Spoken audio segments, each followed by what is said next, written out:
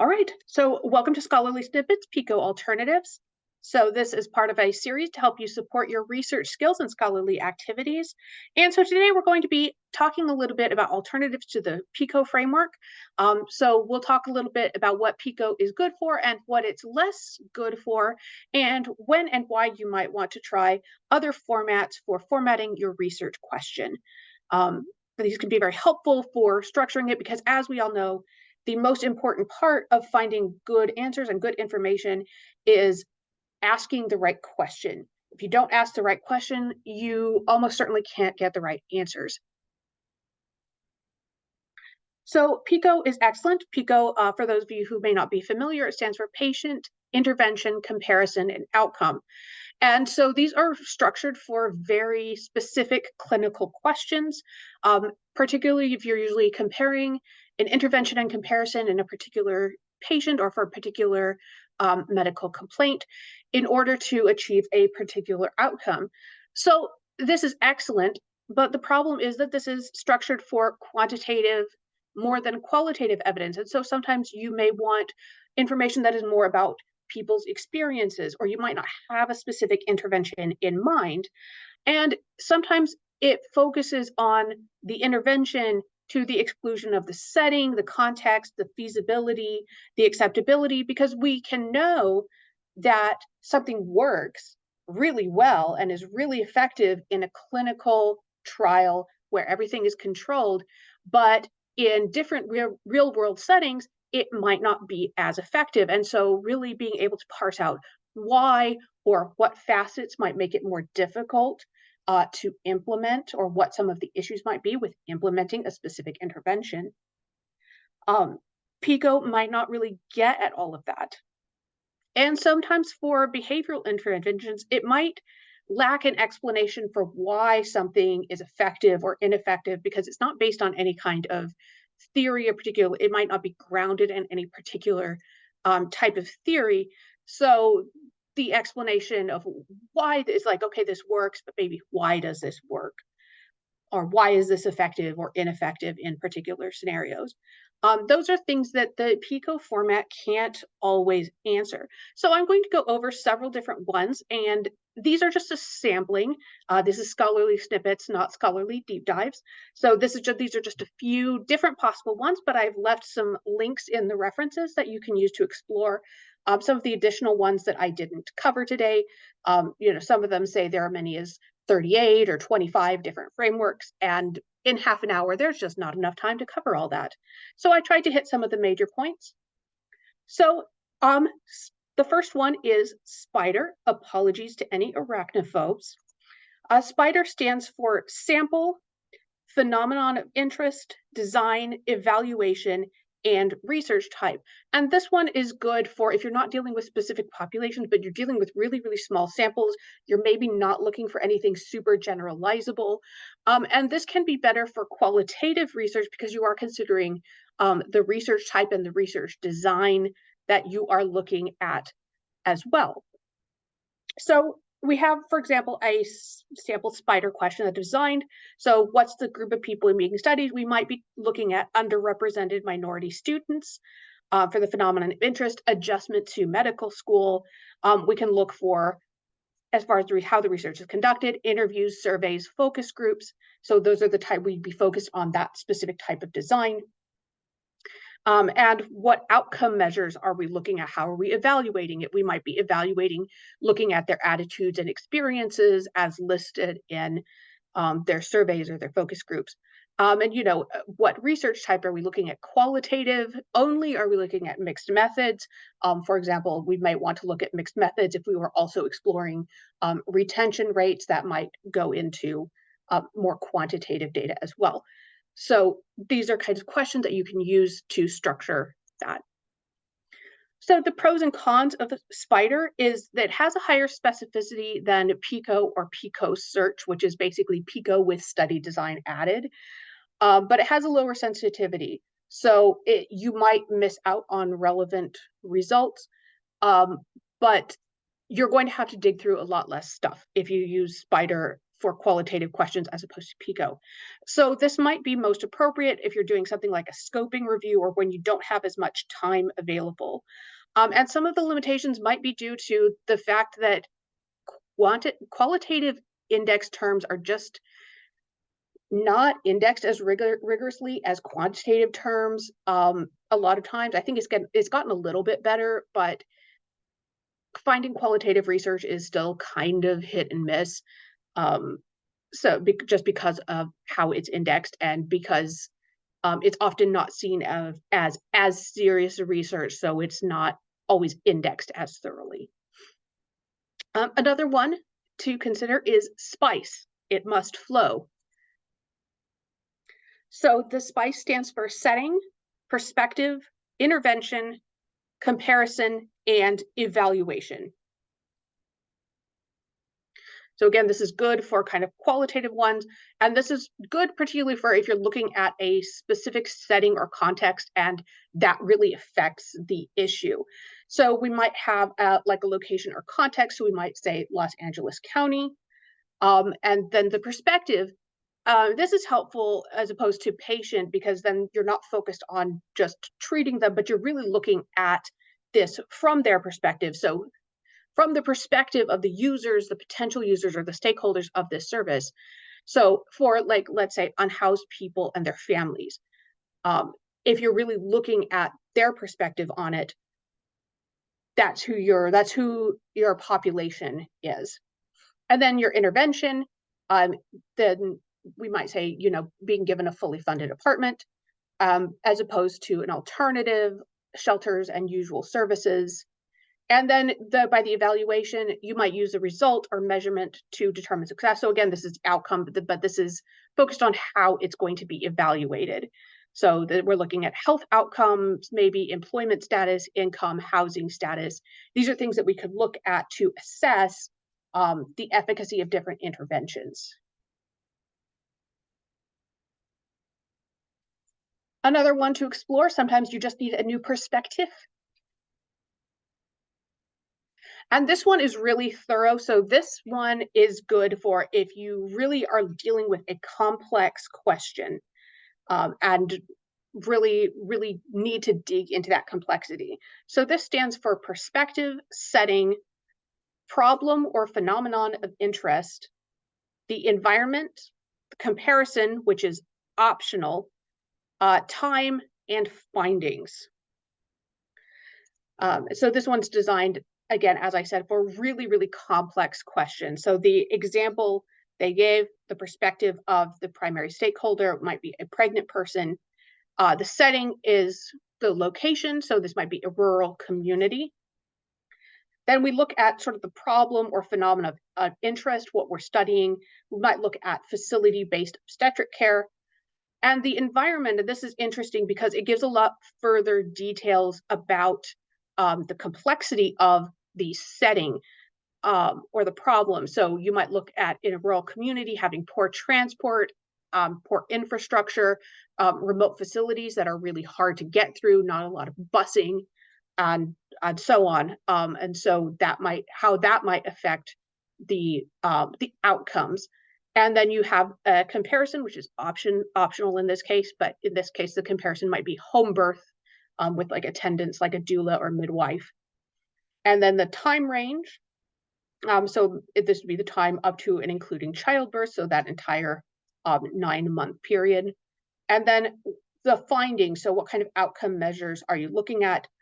In this case, you might be looking at something qualitative, like their perceptions and experiences related to the different types of treatment that they choose.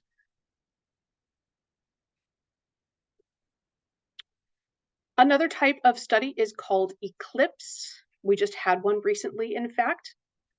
Did anyone see it? I did not. But Eclipse stands for expectation, client, location, impact, professionals, and service. So this is a really useful one. This was designed specifically for health policy research, but I feel that this would work very well in like a library sciences setting as well, because one of the things that librarians know very well is that you want to set the expectation. What is the searcher wanting the information for, and really kind of digging into that detail. So what are they hoping to get out of the answer to this question? So let's say we're at a magnet hospital and we're looking for methods to increase nurse research output. Then you have the client. So who is the service being provided for? So this might be an external group. It might be a group within the workplace. It might be patients or other external stakeholders. In this case, maybe we're looking at nurse practitioners. Then you have the location. So where does this occur? Where is this being studied? We might be looking at magnet hospitals specifically. And then the impact, what outcome are you hoping to achieve? What change are you hoping to make? How are you going to be measuring success? So we might look at an impact that we're hoping for of increased research output. The professionals who's involved in providing the service. So this could be multiple people in the case of really complex interventions that involve interprofessional teams. In this case, it might just involve hospital librarians. And then the service, what service is being explored. In this case, we might be looking at, say, a systematic review service. And so this structures are questioned to be something like, does a hospital librarian providing a systematic review service to nurse practitioners in a magnet hospital increase their research output? And then that affects policy as to whether that's a service that they offer, whether it's worth it in their particular setting, whether it is not, whether perhaps different interventions are found to be more effective. And then this one, sometimes you are starting with a much more simple question. We've had some very complex questions like with perspective and eclipse, but sometimes you might have a very preliminary problem where you're basically just asking, is this a problem? And for those types of questions, you may consider COCOPOP, which stands for condition, context, and population. So extremely simple. This is something that you use if, for example, you're looking for the prevalence of the condition, or you just kind of want a gut check on like, hey, this seems to be a problem for me with my population, or this is something that I've been observing. Is this a larger problem? And so you are getting basically sort of broader context on it. So you don't necessarily have an intervention in mind, because maybe you're not at that stage yet where you're trying to fix the problem. You're just kind of like, how common is this problem? Is this a bigger problem than I think, or is this just me? And so students might have these problems a lot, especially initially, when they're like, I think this is a problem. So your condition, you have what condition, disease, problem, or symptom are you looking at? So in this case, we might be exploring eating disorders. So that's our condition. And then the context is when or where is this happening? So it might be a geographical place, it might be a service location, it might be a particular like grouping activity. So we might say sports with rigid weight classes like wrestling or boxing. And we were wanting to find out, are eating disorders more prevalent in this? And then how are you defining your population in terms of, for example, age, gender, ethnic group, and so on. And so maybe we're looking at male high school athletes, and we want to see what is the prevalence of different types of eating disorders in these sports with these rigid weight classes. And does that affect their health, and whether they wind up developing eating disorders due to their participation in these sports, or do they have a higher chance of developing eating disorder if they're participating in these sports? And then finally, I believe this is the final one, we are looking at behemoth. So we have Godzilla here representing the behemoth. And this stands for behavior of interest, health context, exclusions, and model or theory. So this is the type of question that I would see being useful sometimes for the nursing students. We have MSNE and nurse practitioner students and FNP students at our university who are sometimes learning about a lot of these theoretical nursing models and models of care, and having assignments dealing with a particular theory and how different theories apply to these different health contexts, and whether these theories are used to explain how things work in a healthcare setting. So that's a context that I could see this being used for, but it could also be used for any type of kind of qualitative question where you want some sort of explanation, or maybe you have a particular model or theory in mind that you think might explain um, why something happens, or whether something is more likely to happen in a particular way. And so I'll give this example. So I made this one up, but the behavior is the behavior you're interested in exploring.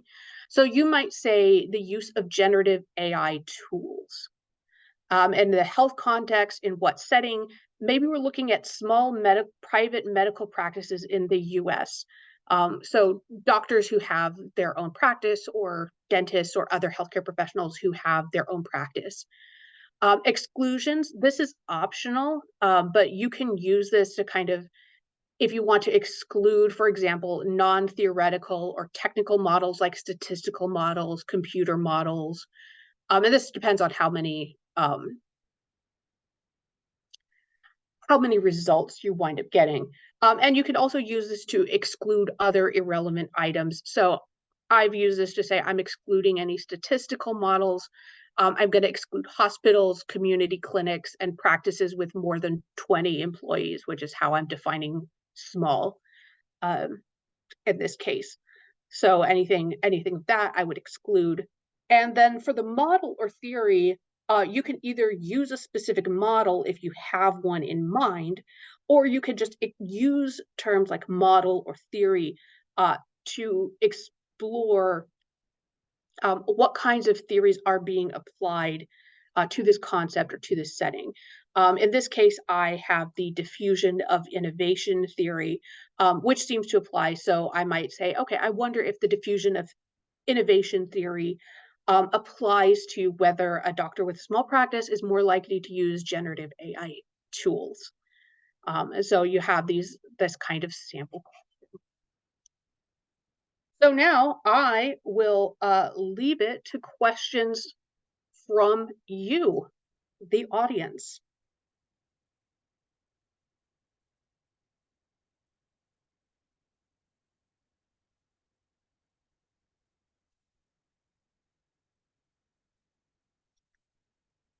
Feel free to either unmute or drop something in the chat.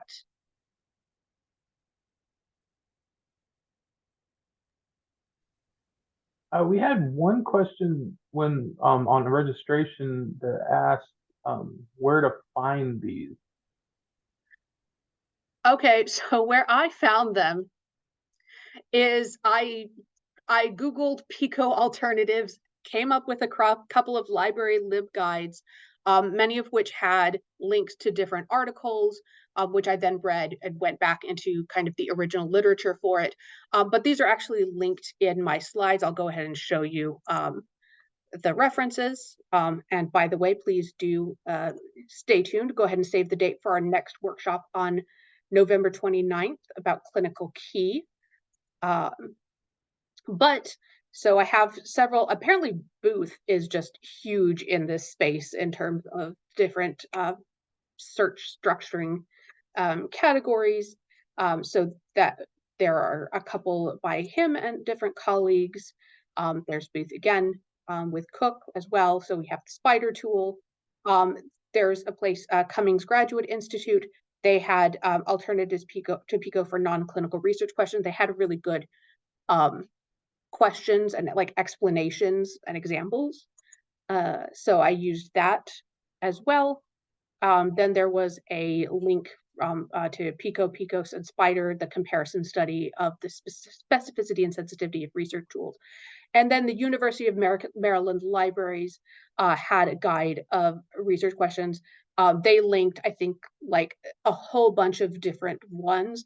So I picked the ones from the slide that were the most that I thought were going to be the most relevant to the situations, but they have additional ones that you can certainly explore as well. And I encourage you to do so if this is something that you're interested. And then there's another one as well. Have I used any of these myself? I've seen Spider used. Um, this was kind of a learning opportunity for me as well. So I haven't necessarily structured it in the same way, but I've seen students definitely having these kind of Cocoa Pop questions as well. I get those fairly commonly. Would you teach this to first year medical students or stick to PICO to get them through the critical thinking process? I think it depends. I think it depends on one, how much time you have to teach available in the first place, what sorts of things the other instructors do want taught as well. But yeah, I think these can be helpful. And there's something, if it's a course where they are doing a lot more research or they have assignments based to it, I could definitely see suggesting different ones because Pico is great, but is not the be all end all. And sometimes they're going to have questions that don't fit into that format. Um, Yeah, how often do I encounter needing to educate learners about PICO alternatives? Um, Not a ton. This isn't something I've necessarily uh, encountered. A lot of times we have they're either required to use a PICO format for something, or um, this is a kind of a they might just have questions. So I haven't necessarily seen these questions come up. Um, I think, my fellow librarians at the place that I work with, they're like, "Oh, that's cool. I'd love to learn more," because it can be helpful just kind of having different ways of thinking about it. In a way, it's just useful for brainstorming because it helps you, one, structure your question, and then once you've structured your question, it helps you to generate your search terms, of course, and that's really the most important part is kind of really thinking through that question. And so while I haven't used these myself a lot, now that I know they're there, I think they're pretty neat and I might use them more in the future. So, so if you think that they are useful, please feel free to take them. They're basically just more tools to have in your toolbox. You may never need them, but they're helpful in case it's there because just having one tool, sometimes that doesn't work. What other questions do people have?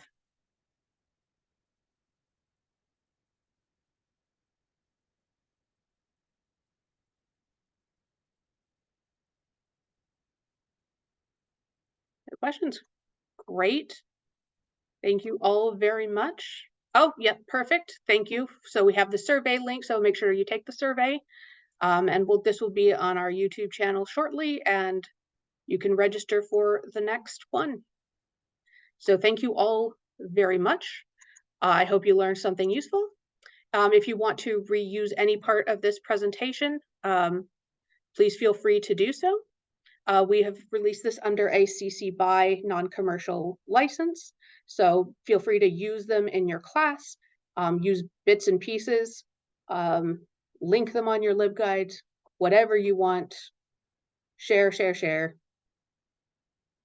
So thank you all very much.